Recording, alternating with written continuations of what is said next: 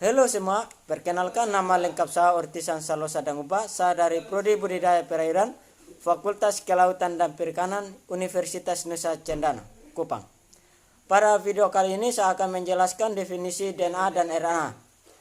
DNA atau dextrobonukleus acid atau asam deoksiribosonukleat atau ADN merupakan tempat penyimpanan informasi genetik.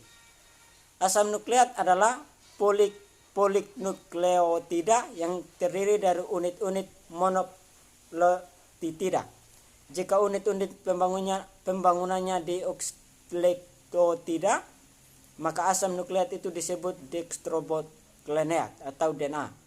Dan jika terdiri dari unit-unit monopeptida disebut asam ribonukleat atau RNA. Dua tipe utama asam nukleat adalah asam dextrobonukleat atau DNA dan asam ribonukleat atau RNA. DNA ditemui dalam inti sel. Asam ini merupakan pengembang kode genetik yang dapat memproduksi dan memprodukasi dirinya dengan tujuan membentuk sel-sel baru untuk memproduksi organisme itu dalam sebagian besar organisme. DNA suatu sel yang mengerahkan sintetis molekul RNA, suatu tipe RNA yaitu messenger RNA, mRNA, meninggalnya sel dan mengarahkan teosintesis dari berbagai tipe protein dalam organisasi itu sesuai dengan kode DNA-nya. Baik, pada tahap kedua yaitu perbedaan DNA dan RNA. Yang pertama, bagian pentosa RNA adalah ribosa, sedangkan bagian pentosa DNA adalah deoksiribosa. Yang kedua, bentuk molekul DNA adalah helix ganda. Bentuk molekul RNA berupa rantai tunggal yang terlipat sehingga menyerupai rantai ganda. Yang ketiga, RNA mengandung basa adenin, guanin, dan sitosin seperti DNA, tetapi tidak mengandung timin. Sebagian gantinya RNA mengandung urasil. Yang keempat, jumlah guanin dalam molekul RNA tidak perlu sama dengan sitosin. Demikian pula jumlah adenin tidak perlu sama dengan urasil. Sambungan, berdasarkan penjelasannya, sebelum kita dapat menyimpulkan beberapa perbedaan antara DNA dan RNA. Yang pertama ada komponen. Yang pertama, gula pada DNA dextrobosa, sedangkan RNA adalah ribosa basa nitrogen. Purin, DNA adalah adenin dan guanin. Pada RNA adalah adenin dan guanin. Pirimidan, DNA adalah timin dan sitosin. Pada RNA adalah urasil dan sitosin. Bentuk DNA berbentuk rantai panjang, ganda, dan berpelin atau double helix. RNA berbentuk rantai pendek, tunggal, dan tidak berpelin. Letak DNA terletak di dalam nukleus, kloroplas, mitokondria. RNA terletak di dalam nukleus, sitoplasma, kloroplas, mitokondria.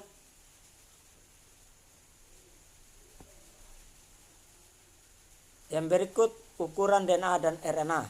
Pada umumnya molekul RNA lebih pendek dari molekul DNA. DNA berbentuk double helix, sedangkan RNA berbentuk pita tunggal.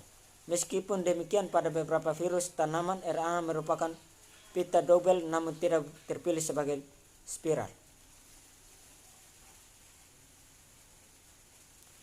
Berikut ada struktur DNA dan RNA. Baik purin ataupun pirimidin yang berkaitan dengan dextribosa membentuk suatu molekul yang dinamakan nukleosida atau dextribonukleosida yang merupakan prekursor elementer untuk sintetis DNA. Prekursor merupakan suatu unsur awal pembentukan senyawa dextribonukleosida yang berkaitan dengan gugus fosfat. DNA tersusun dari 4 jenis monomer nukleosida. Keempat basa nitrogen nukleotida di dalam DNA tidak berjumlah sama rata.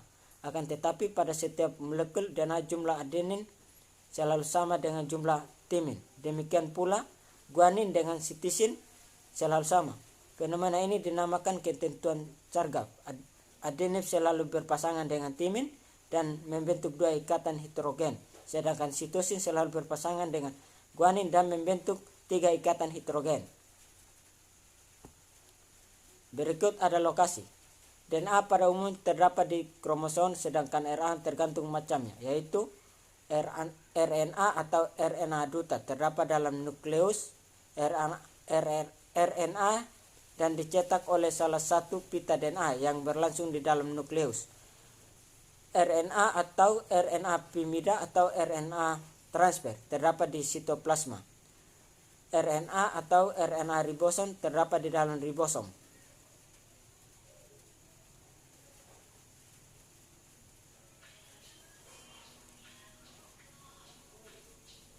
Berikut fungsi. DNA berfungsi memberikan informasi atau keterangan genetik, sedangkan fungsi RNA tergantung macamnya, yaitu RNAD menerima informasi genetik dari DNA. Prosesnya dinamakan transkripsi, sedang berlangsung di dalam inti sel. RNA mengikat asam amino yang ada di sitoplasma. RNA mensintesis protein dengan menggunakan bahan asam amino. Proses ini berlangsung di ribosom dan hasil akhirnya berupa polipeptida. Berikut cara menentukan DNA dan RNA. Ada beberapa cara untuk menentukan DNA dan RNA. Yang pertama, jaringan hewan dan alkali hangat. RNA akan berpecah menjadi komponen-komponen nukleida yang larut dalam asam, dan DNA sulit dipecah atau dirusak oleh alkali. 2. Metode Schinder. Jaringan dan data asam triklora asetat panas dan diperkirakan DNA dapat diuji dan reaksi kolorimetri dengan difotlanin yang mana akan bereaksi dengan purin dextrobosa dan tidak bereaksi dengan purin ribosa. 3. Metode Velogen. Pusin sulfurous acid akan berwarna merah dengan DNA dan tidak dengan RNA. Reaksi ini diterapkan untuk mempelajari distribusi DNA dan DNA di dalam bagian-bagian sel. Yang keempat, secara spektroskopi, pengukuran aborsi cahaya oleh RNA dan DNA pada spektra cincin purin dan piriman asam nukleat menunjukkan maksima. Lanjutan, 3 bentuk utama RNA yang terdapat dalam sel adalah messenger RNA, ribosa RNA, transfer RNA. Tiap bentuk RNA ini mempunyai berat molekul dan komposisi yang berlainan, tetapi khas untuk tipe macam untuk RNA semua terdiri dari rantai tunggal.